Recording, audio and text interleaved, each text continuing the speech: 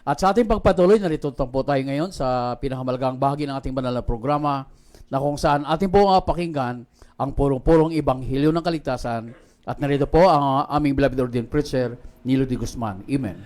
Purihin ang ating dakilang Diyos, mga minamahal. God bless you, my beloved, my co-preacher, Brother Eddie Grafani. Amen. Hallelujah, mga minamahal. Bago tayo dumako, mga kapatid, sa ating pong Word of God sa gabing ito, ay nais kong tayo muna dumalangin sa ating mahalang Panginoong Hesus. Mahal, hingin natin ang gabay ng ating mahalang Panginoon. Amen. Sama-sama po tayo, mga kapatid. Dakilat mapagpala po naming Ama, aming Diyos na makapangyarihan sa lahat, sa pangalan ng Hesus. Mahalang Panginoon, minsan pa, O Diyos, hallelujah, kami po nagpapasalamat naman banal. Narito kami na aming ihayag, O Diyos, ang iyong mga buhay na salita sa aming mga kababayan tagapakinig, O Diyos, at nawa sa mga sandaling ito, mahalang Panginoon, O Diyos, marapatin po kami, Amang Banal, O Diyos. Mahalang Panginoon, hallelujah, magbahagi ng iyong mga kabutihan. Mahalang Panginoon, pagpalain mo kaming lahat, alisin mo hadlang sa aming kalagitnaan, at leading prayer ng beloved Honorable Pastor Will Estrada Almeda, dakilang Diyos lang isa mong salita, Ama, sa ganang kinuwala akong magagawa. Itong aking samot na langin, O God, make them believe, Lord, in the name of Jesus we pray. We bind the power of darkness, hindrances, unbelief, and doubt, cast out in Jesus' name. In Jesus' name. Amen and amen. Praise God. Ngayon, mahal, purihin ang mahal ng Panginoon ng pinakamataas pong papuri, luwalhati, pagdakila at pagsamba sa ating pinakamamalapay ng Sus sa gabing ito. At ako po ay nagbibigay ng pagbati, dobling paggalang sa ating beloved Honorable Pastor Will Estrada Almeda. Amen, hallelujah. The end-time prophet of our loving God. Ganun po sa kanyang beloved children, the whole Almeda family. At mga minamahal, patuloy naming pag-alala sa ating beloved Honorable Stand Pastor Ines Almeda. Amen, hallelujah. Praise God. At mga minamahal sa inyo pong lahat, mga kapatid, sa gabing ito, buksan po natin ang ating mga Bible, mga minamahal, sa ating pong aralin sa gabing ito. Ito po sa Exodo. Simulan po natin sa Exodo chapter 3 verse 5. Sabi ng Bible, mga minamahal ko, put off thy shoes from off thy feet, for the place whereon thou standest is holy ground. Amen. Tagalog po. Dito po, Exodus Kapitulo 3, versikulo 5. At sinabi, huwag kang lumapit dito. Hubarin mo ang iyong panyapak sa iyong mga paa, sapagkat ang dakong iyong kinatayuan ay banal na lupa. Amen. Pagpalain po ng dakilang Diyos ang kanyang salita, may mahal sa gabing ito. Boundaries, mga kapatid. Ito ang ating title. Boundaries, may mahal. Sabi sa Tagalog na ating nabasa kanina, sinabi, huwag kang lumapit dito. Hubarin mo ang iyong panyapak sa iyong mga paa, sapagkat ang dakong iyong kinatatayuan ay banal na lupa. Mga kapatid, ito po ang mahal na Panginoon natin. Siya po ay nagsalita kay Moses, mga mahal, nung siya po ay nasa Mount Horeb, mga kapatid. Si Moses po, before he called by God, he was a farmer. Siya po isang magbubukid, mga kapatid. Isa po siyang tagapagpastol ng mga hayop, mga mahal. So, ang mahal na Panginoon, tinawag siya, mga kapatid ko, doon po sa Mount Horeb at sa pamamagitan po ng burning bush, mga kapatid. Doon po sa halaman na maliit, mga minamahal, na yan po ay matatagpuan natin sa mga bansang Arab country, mga minamahal. Yan pong bush na yan, mga kapatid. Nakita po ni Moses, mga minamahal ko, na nagliliyab ang puno, pero hindi po nasusupok, mga minamahal ko. Hindi po natutupok ng apoy. Nang kanya pong siya sa atin, mga minamahal ko, ay doon niya narinig yung tinig ng ating dakilang Diyos. Ang sabi ng tinig ng mahal na Panginoon Diyos, mga minamahal, take your sandals or shoes off your feet, Moses, sabi niya rito. For the place where you stand is holy ground, mga kapatid. So mga minamahal, tinanggal po ni Moses yung kanya pong sandalyas o yung kanyang sapatos, mga kapatid, at siya po ay nagpatira pa. Tinakpan niya ng kanyang mga kamay, mga minamahal, ng kanyang mukha, at siya po ay nagpatira pa, mga kapatid ko. Amen. Hallelujah. Alam niyo, mga minamahal, taking off his shoes, mga kapatid, Ang meaning po nito, mga minamahal ko, ay act of reverence. Mga minamahal, yan po ay act of reverence. Pagpapakita po sa harap ng dakilang Diyos ng kanyang pagiging unworthiness, mga kapatid. Nagpatira pa siya, mga minamahal. Bagaman sinasabi po ng Bible na God is our friend, mga kapatid, yan po'y mababasa natin sa John chapter 15 verse 14. Sabi ng talatang ito, "You are my friend if you do whatsoever I commanded you." Mga mahal, or I command you, mga kapatid. Kayo'y aking magiging kaibigan, sabi ng dakilang Diyos, kung tutuparin nyo ang aking mga utos. Sabi niya rito. So mga minamahal, sinabi ng dakilang Diyos na siya po'y ating kaibigan, but He also our Almighty God, mga kapatid. Amen. Siya po ang ating Almighty God na karapat dapat pong bigyan ng takot, ng respeto at ng paggalang, mga kapatid ko. Kaya nung panahon po na si Moses, mga minamahal, ay narinig po niya yung boses ng ating dakilang Diyos, mga kapatid ko. Siya po'y nagpatira pa. Amen. At tinakpan niya ng kanyang mga palad ng kanyang mukha, mga kapatid. Kaya mga minamahal, ating pong title sa gabing ito ay boundaries, mga minamahal. Yung boundaries pong, ibig sabihin yan, limitation. Hangganan po. Hangganan, mga minamahal. Ulitin ko. Exodus 3:5. Sinabi, huwag kang lumapit dito, hubarin mo ang iyong panyapak sa iyong mga paa, sapagat ang dakong iyong kinatatayuan ay banal na lupa. Amen. Sinabi ng dakilang Diyos, mga minamahal, na may boundary po kay Moses nang tawagin po siya ng dakilang Diyos, mga kapatid. Kinakailangan huwag siyang lalampas doon, mga minamahal.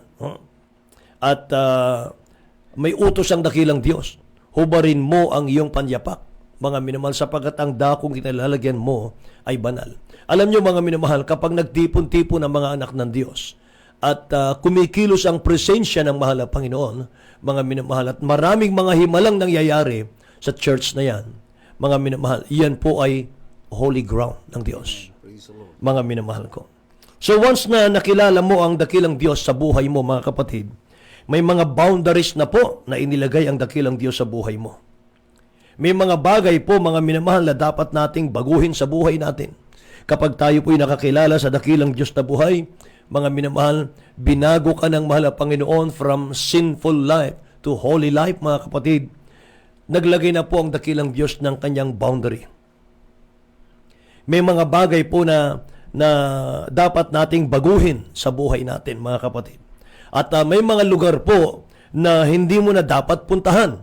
Kung dati napupuntahan natin, may mga lugar po na dapat hindi mo na napupuntahan ngayon, sapagat naglagay na po ang dakilang Diyos ng boundary.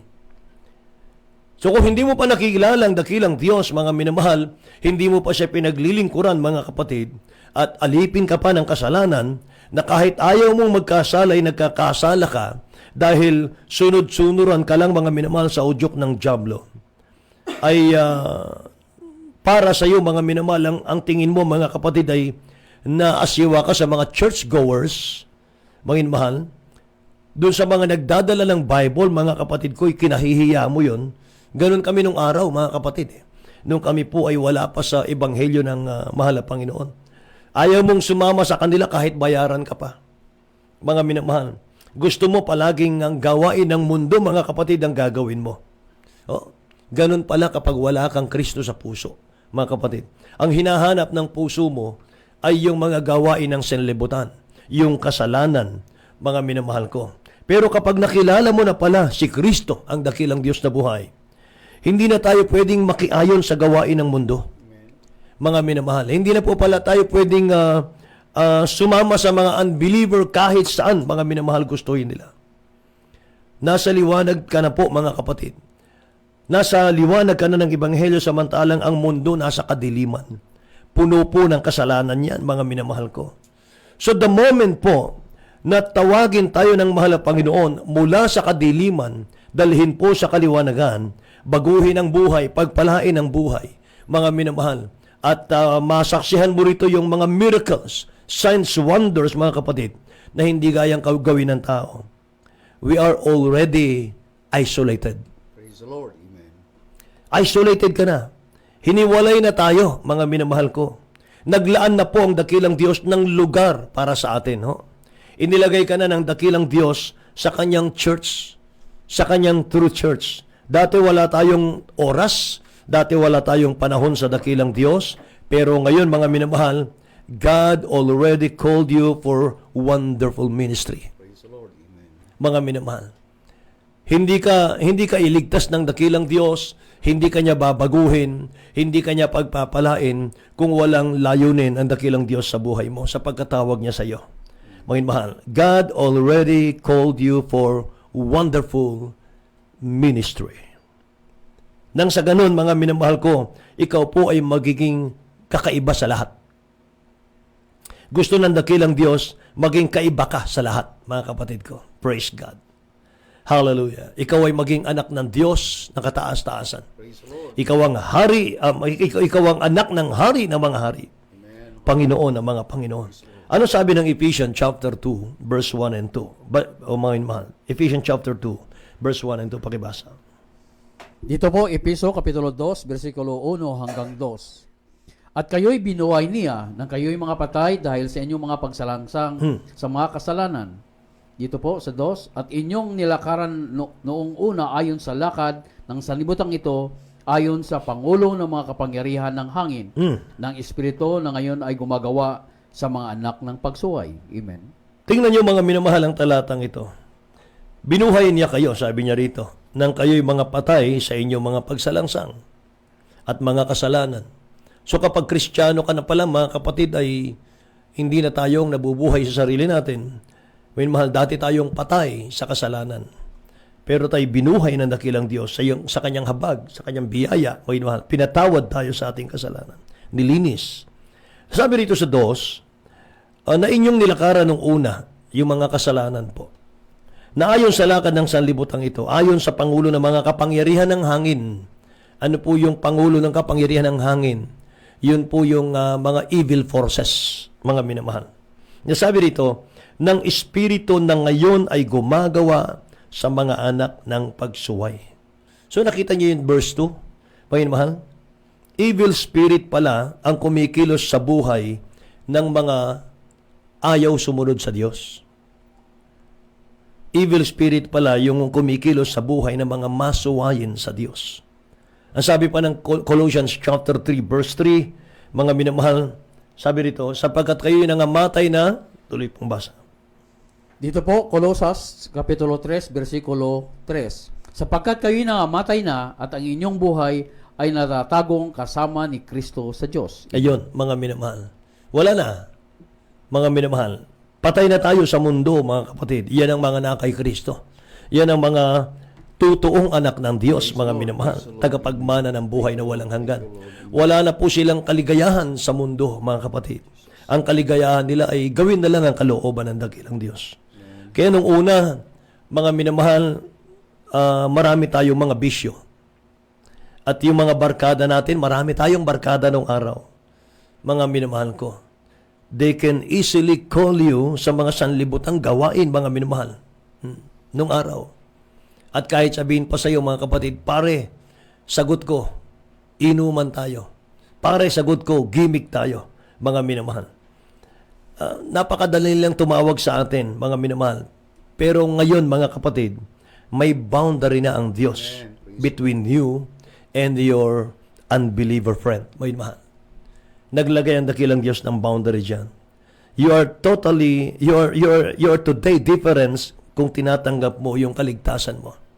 Mga minamahal, kakaiba ka, mga minamahal, sa mga sanlibutan. Kung napatawad na ang iyong kasalanan, mga minamahal, tinanggap mo ang dakilang Diyos bilang sariling tagapagligtas, you are considered righteous and they are unrighteous. So magkaiba na yon. Kaya kung mababasa natin yung 2 Corinthians chapter 6 verse 4, sabi ng mahal na Panginoon, utos niya mga minamahal sa bibig ni Pablo, ano po? Be not unequally yoked together with unbelievers. Tingnan natin sa Tagalog po. Dito po, 2 Korinto, Kapitulo 6, versikulo 14. Huwag kayong makipagmatok ng kabilan sa mga di magsisimpalataya, sapagkat anong pakikisama mayroon ang katwiran at kalikuan, o anong pakikisama mayroon ang kaliwanagan sa kadiliman. Amen. Anong pakikisama mayroon ng kaliwanagan sa kadiliman? Amen. Kaya sabi ng English, mga minamahal, but be ye not unequally yoked together with unbelievers, for what fellowship hath righteousness with unrighteousness? And what communion hath light with darkness? Darkness, mga minamahal ko. So mga kapatid, kung talagang iniibig natin ang mahal na Panginoong Jesus sa ating mga puso, you have your limitation, Yes, mga minamahal. Meron tayong limitasyon. Hindi na pwedeng gawin yung mga ginagawa mo noon, mga minamahal. Hindi na ikaw ang nasusunod sa buhay mo. Ang mahal na Panginoon na po ang nagdadrive sa buhay natin, mga kapatid. Kasi sapagkat binago na tayo ng mahal na Panginoon. Mga mahal, nagkaroon na tayo ng totoong pagbabago sa ating dakilang Diyos na buhay. Maobserbahan mo, mga minamahal ko, once na humiwalay ka sa mga dati mong barkada, mga kapatid, dati mong mga kasama sa mga gimmicks, mga minamahal. Pero ngayon, nandito ka na sa mahal na Panginoon, minsan, makaka-experience ka ng mga panguusig. Maka-experience ka, mga minamahal ko, na iiwasan ka na. Mga kapatid. Bakit ngayong nasa dakilang Diyos ka na, hindi ka na nauunawaan, mga minamahal, na mga kaibigan mong unbelievers, mga kapatid? Nung una po, nakikiayon pa sila, mga minamahal, mga kapatid, lalo pag sa'yo ang gastos, ano po, mga kapatid, sasabihin sa'yo, good boy ka. Good girl ka, mga minamahal. Ayan. Pagka ang invite nila sa'yo, mag-disco tayo, mag-inuman tayo, mga minamahal, mga kapatid. So, nagtumba ako ng kambing, akin yung, nandun yung 10 case na beer, mga minamahal, mag-inuman, mga minamahal, wala pong second thought. Talagang sumasama tayo, mga kapatid. Pero mga minamahal, magtataka ka. Pag ikay Kristiyano na, mula sa puso, sa gawa at katotohanan, Kristiyano na tayo.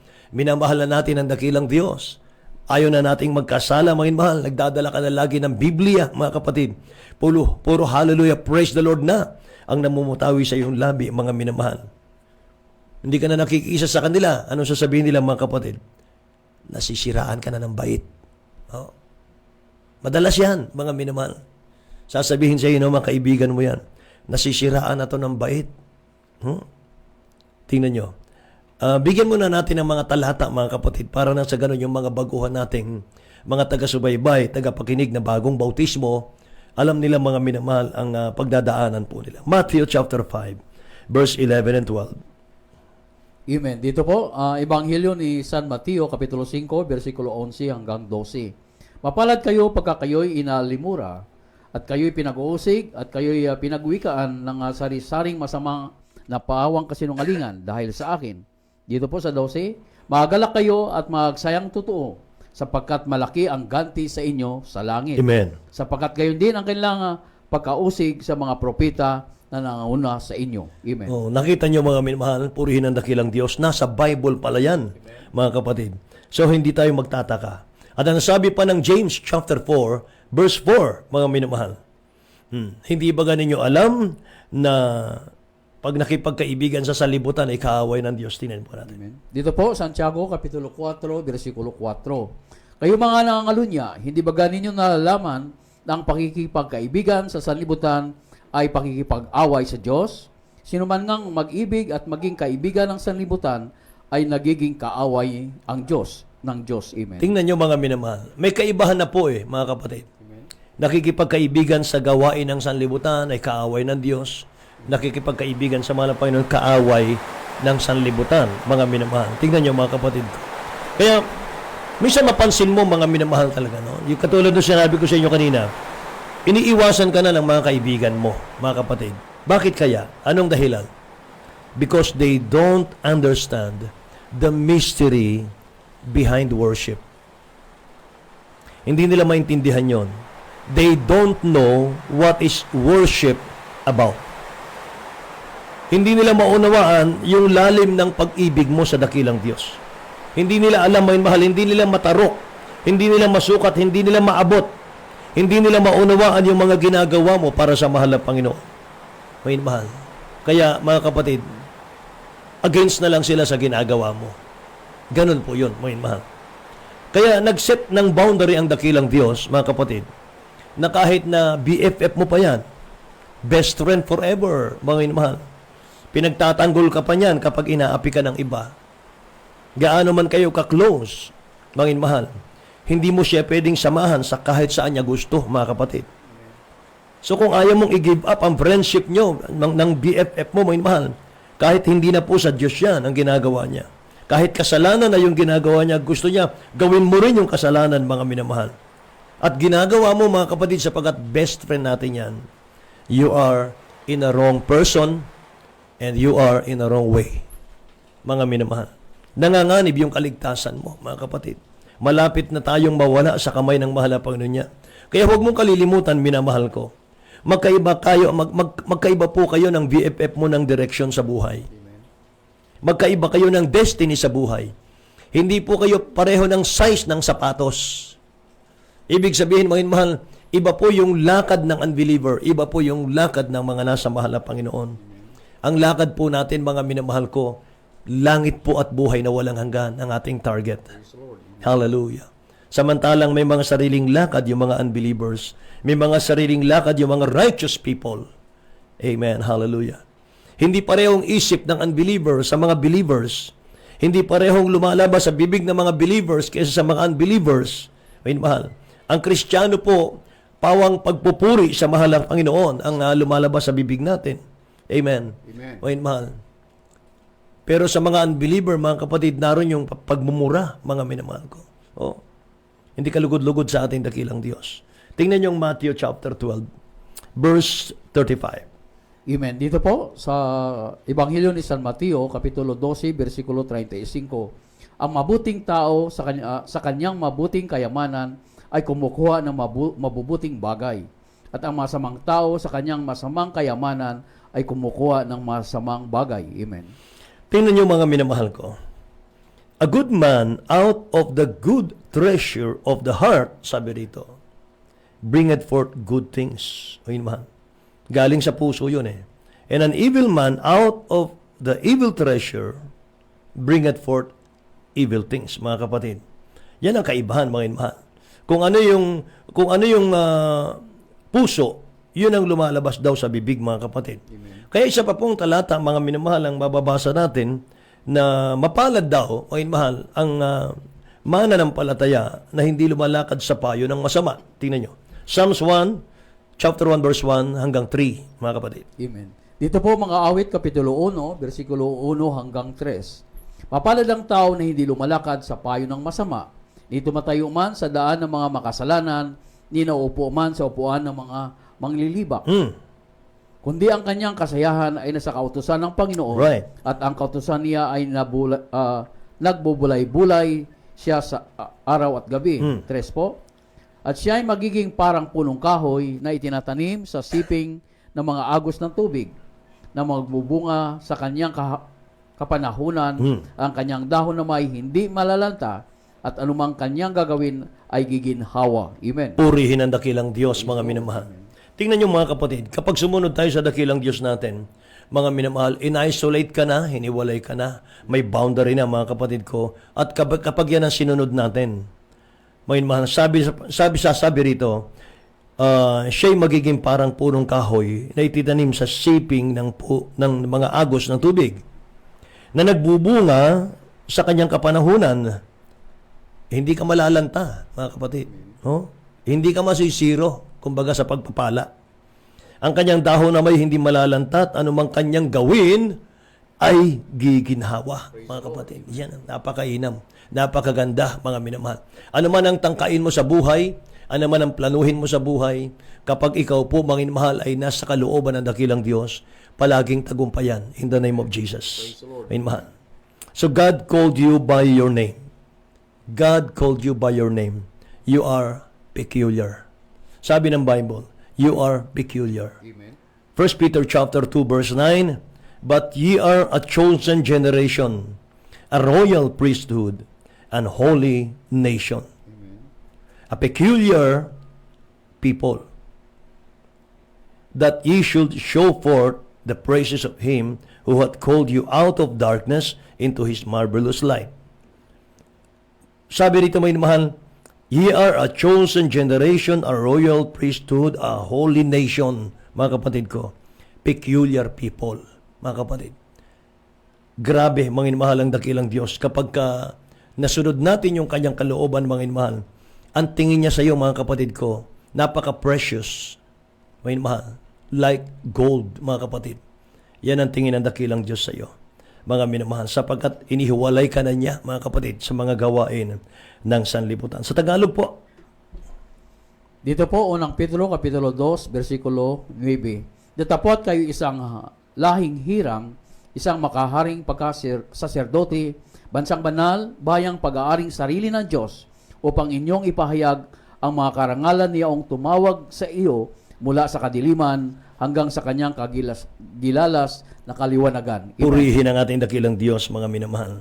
So mga kapatid, balikan natin si Moses. Si Moses, mga minamahal, nung pinatanggal ng dakilang Diyos yung sandals niya, wala nang tanong-tanong.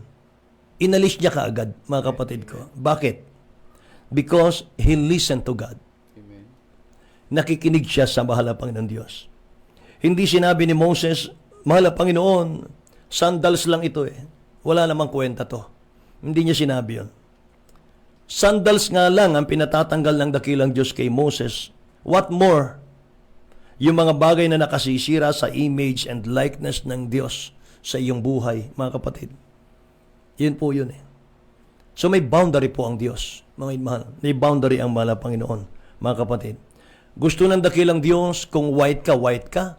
Gusto ng dakilang Diyos kung black ka, mga mahal. Yan ang gusto ng mahal na Panginoon. Kung banal ka, mga kapatid. Kung gusto mong maruming buhay, doon ka sa maruming, mga mahal, go, mga kapatid. Kung gusto mo ng righteous, mga mahal na buhay, doon ka. Kung gusto mo ng unrighteous na buhay, doon ka. Ganon ang dakilang Diyos natin, mga kapatid. Purihin ang ating mahal na Panginoon, mga minamahal. Kaya naman, mga kapatid ko, ayaw ng dakilang Diyos na tayo po'y nakikiayon, mga kapatid, sa gawa ng mundo. Mga minamahal ko, sapagkat nangako ang Diyos sa atin, mga mahal. Sa piling ng mahal na Panginoon, mga kapatid, naroon yung ating pong mga mansyon. Sabi ng Bible yan. Amen. Praise the Lord. So kung sinabi ng dakilang Diyos kay Moses, take your sandals off your feet, Moses, for the place where you stand is holy ground. Mga minamahal. Pinahubad ng dakilang Diyos kay Moses yung kanyang sandals, symbolizing. Anong ibig sabihin nun? Paglapit mo sa dakilang Diyos, kalimutan mo kung sino ka. Yan ang ibig sabihin nun. Kalimutan mo kung ano tayo sa mundo. Hubarin natin yung abilidad natin pag tayo lumalapit sa mahal na Panginoon. Hubarin natin yung pride natin, mga minamahal. Alisin natin yung doubt natin. Alisin natin yung masamang kaisipan, mga minamahal ko. Alisin natin yung galit sa puso kapag lumalapit ka sa dakilang Diyos na buhay, mga kapatid. Purihin ang ating dakilang Diyos, mga minamahal. Kaya mga kapatid ko, sa isang magandang awitin, iaalay natin sa dakilang Diyos na buhay, mga minamahal, mahal ka ng Diyos. Amen. Habang ating inaawit ang awiting ito, mga kapatid, ihanda natin ang ating mga puso, mga mahal. Tinya-challenge po namin kayo. Wala pong pinakamainam ngayon, wala pong pinakamagandang buhay ngayon, kundi yung ikaw ay maglingkod sa dakilang Diyos at sumunod sa kanyang mga utos, mga kapatid. Narito po sa magandang awitin.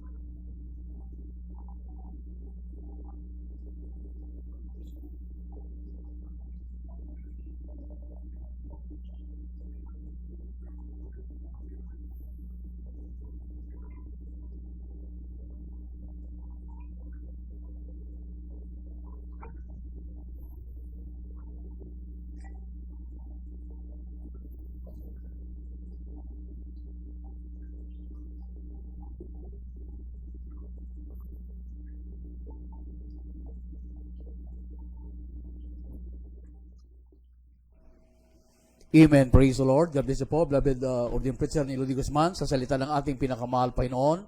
At muli ating po napakinggan ang tunay at puring ibanghilyo na kaligtasan na kung saan inutusan po tayo ng ating pinakamahal Panginoon na tayo po'y humiwalay sa takbo ng sanlibutan. Sino po ang nagutos?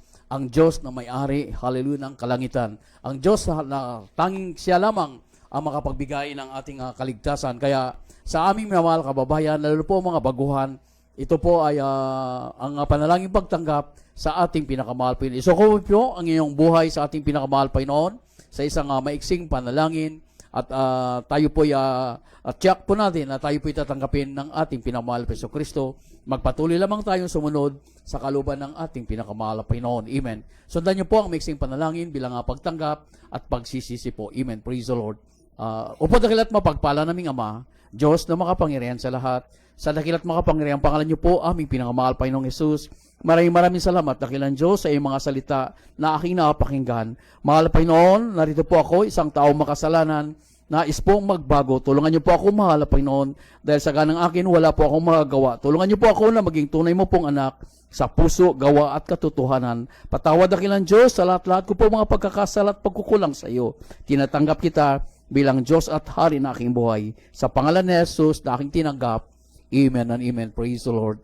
At tuloy-tuloy na po, kami po manalangin para sa inyo. Through the first prayer po namin, Blessed Pastor. Mahal Panginoon, maraming salamat sa inyong kabutihan. Dakilang pag-ibig, mahal Panginoon. Sa pangunang panalangin po ng aming mahal Pastor, Will Disadal, Middle Intem, Prophet o God. Patawarin niyo po ang lahat na tumanggap sa iyo sa mga oras na ito. Iligtas niyo po sila ni kanyang mahal sa buhay, mahal Panginoon. At isulat niyo po ang ilang pangalan sa aklat ng buhay, diyan sa iyong karen sa kalangitan. Sa mga kaparehang pangalan ni Jesus, amen and amen. Praise the Lord. At sa ating mga pangailangan, sa ating mga prayer request po, tayo po'y sumampalataya, walang imposible sa ating pinamahal Hesus Kristo. So nang dalangin po ng aming Blessed Pastor di sa Almeida, asahan po natin, hallelujah, mayroong po magagawa ang ating pinakamahal Panginoong Hesus Kristo. Amen. Praise the Lord. Tayo po'y manalangin. O padakilat mapagpala naming Ama, Diyos na makapangyarihan sa lahat, sa dakilat makapangyarihan pangalan niyo po, aming pinakamahal Panginoong Hesus. Ikaw ang Diyos ng mga Diyos, Panginoon ng mga Panginoon. Sa pangunang panalangin po ng aming Blessed Pastor di sa Almeida, aming pinakamahal Panginoon. Sama-sama po namin pinapaabot sa iyo, dakilan Diyos, ang mga pangalan na nagpadala ng kanyang mga prayer request ni aming mahal nga kapatiran na umaasa, sumampalataya sa iyo sa mga oras na ito. Abutin niyo po, dakilan Diyos, at isa na po riyan, aming beloved Clarence Von Carillo, ang kanyang prayer request, dakilan Diyos, hallelujah, ng kanyang mga mahal sa buhay, ang kanyang mga kaibigan, mahal Panginoon, ay makasama din po sa paglilingkod sa iyo, mahal Panginoon. Beloved Arnela Villanueva, na matapos na po kanyang ginagawang electrical wiring, dakilan Diyos, upang makasamba na rin po siya tuloy-tuloy. Beloved Alisa Acosta, complete healing, mahal Panginoon, sa abot lagnat. Ganoon din po, beloved Aurora Retiro Santos, na mawala na po ang bara ng kanyang puso, dakilan Diyos. Abutin niyo po, mahal Panginoon, beloved Michael Garia de la Piña, complete healing po sa kanyang sakit at tuberculosis, at mataas na rin po ang kanyang uric acid, mahal Panginoon. Pagalingin niyo po, dakilan Diyos, beloved Vic De Leon Trompeta, tuloy-tuloy po sa kagalingan ng kanyang naramdamang sakit sa puso, at ganoon din po, mayroon po siyang diabetes, dakilan Diyos. Beloved Gloria Consigo, mawala na po ang sumasakit sa kanyang paa at almoranas. Beloved Kylie Ervin Repollo, complete healing, mahal Panginoon, sakit sa baga at lagnat. Ganoon din po, dakilan Diyos, beloved Joanna Katigbi, kagalingan po para sakit ng kanyang mayuma. Beloved Vic De Leon Trompeta, complete healing sa naramdaman ng kanyang asawa, high blood at diabetes, dakilan Diyos. Elizalde Morales, maging normal na po ang kanyang pakiramdam. Beloved Nisi Indosa Maligaya, na magaling na po sa kanyang panakit sa kanyang puson, at makahila rin po, hallelujah, normal, mahal Panginoon. Lahat po yan, dakilan Diyos, hallelujah. Ganon din po ang lahat ng mga kapatiran. Umasa sa iyo sa mga oras nito, through the first prayer po ng aming Blessed Pastor, lahat ng karamdaman na yan, aming pinapalayas, demons, cast out in Jesus' name. Lahat ng uri ng karamdaman, be healed, cast out in Jesus' name. Problema, kahirapan, demons, cast out in the mighty name of Jesus. Be healed, be blessed in the mighty name of Jesus. Lahat ng problema, be solved in the mighty name of Jesus. Sa mga parang pangalan ni Jesus. Amen and amen. Praise the Lord, hallelujah. Hallelujah, praise the Lord. Patuloy pa tayo, hallelujah. At nandito po ang aming mahal beloved ordained preacher, Lodi Guzman. Praise the Lord. Purihin ang dakilang Diyos, mga minamahal. God bless you po. Ating beloved Brother Ed. Mga minamahal, tayo po mga kapatid ay magtatapos sa ating programa sa gabing ito at purihin naman ang Panginoon. Maraming salamat sa ating dakilang Diyos na buhay, minamahal, at sa pamunat panalangin po nating beloved Honorable Pastor Will Estrada Almeda.